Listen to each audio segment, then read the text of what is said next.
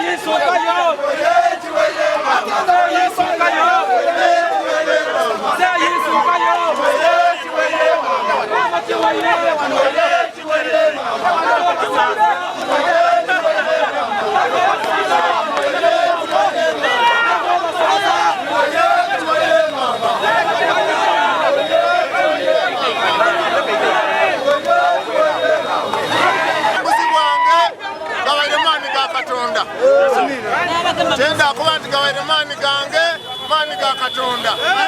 amazima g'abantu ba Kigulu South banange mwebale kunenda amazima gavuireyo n'abakomera ebintu kadi nagifuna mu bulungi babakana baja mu kooti ayekuzeki endo kwebaza abagizi bange bona bona abantu ba Kigulu South mwena okumalira emumpanika mwebaleno mwebalire irala.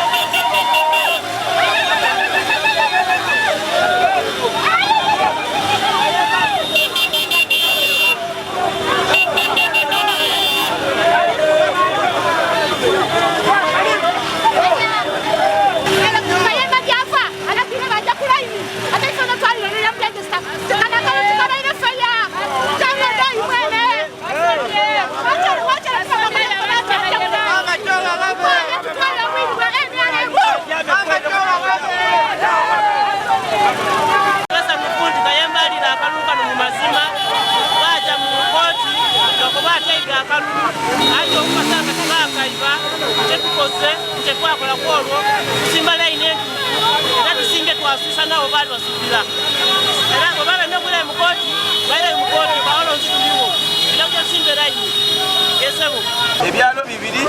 ate nga biri mu igomba lya Bulamaji ekyalo ky'Enkasugweru n'ekyebukoyo still nikula ensobi ne mu byali era we bulizeemu tukikole tubafolowinze register so abantu balonda na buli kintu n'ebindi ezira polling station 14 ifunye bululu 12 ezira polisi chene ifunye bululu kuswika 14 aye polisi chene ibidonka ifunye bululu kuswika 12 so nenda kukobera abantu nokusukana kubebaza abanoze n'omukwano nenda kubakobera nti abamu bantu bakifire ticho likuliza ku independent so wala kuleka bulekeni